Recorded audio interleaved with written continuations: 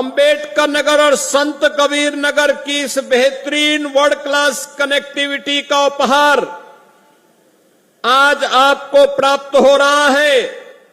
इसके लिए मैं आप सभी को बधाई देते हुए आपका मैं अभिनंदन करता हूं, स्वागत करता हूं।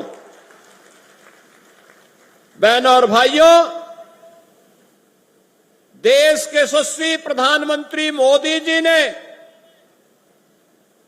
देशवासियों के सामने आजादी के अमृत महोत्सव वर्ष के अवसर पर जो लक्ष्य तय किया था, उस लक्ष्य को प्राप्त करने के लिए कि 2047 में भारत एक विकसित भारत होगा, उस विकसित भारत के लिए विकसित और आत्मनिर्भर उत्तर प्रदेश बनाने की दिशा में डबल इंजन की भारतीय जनता पार्टी की सरकार के द्वारा किए गए प्रयासों का एक प्रतिफल है कि उत्तर प्रदेश बीमारू राज्य से अब एक्सप्रेस वे प्रदेश के रूप में अपनी पहचान बना रहा है। याद करिए क्या हालत थे आज से 8 वर्ष पहले के। बहनों और भाइयों, उत्तर प्रदेश का नौजवान कहीं जाता था, उत्तर प्रदेश का कोई नागरिक जाता था, पहचान का संकट होता था, पहचान का संकट होता था।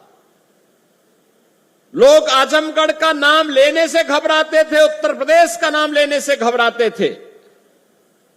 आजमगढ़, अरे इसने मुख्यमंत्री दिए, एक एक नहीं 2-2 मुख्यमंत्री इस आजमगढ़ ने दिए, और इस आजमगढ़ को पहचान का मोहताज होना पड़ा था। लेकिन आज 8 वर्ष के अंदर प्रधानमंत्री मोदी जी के मार्गदर्शन में आजमगढ़ अब पहचान का मोहताज नहीं है। आजमगढ़ अब आजमगढ़ से अदम्य साहस का गढ़ बन चुका है। अब यह विकास की मुख्य धारा के साथ जुड़ चुका है। और इसके लिए तो प्रधानमंत्री जी ने कहा था, लिए गति चाहिए, प्रगति के लिए गति चाहिए, समृद्धि के लिए प्रगति चाहिए, और जब गति होगी तो प्रगति होगी, प्रगति होगी तो समृद्धि होगी, और समृद्धि होगी हर चेहरे पर खुशहाली भी होगी। यही तो खुशहाली का राज है, और इसी खुशहाली के साथ आपको जोड़ने के लिए हम लोग आए हैं।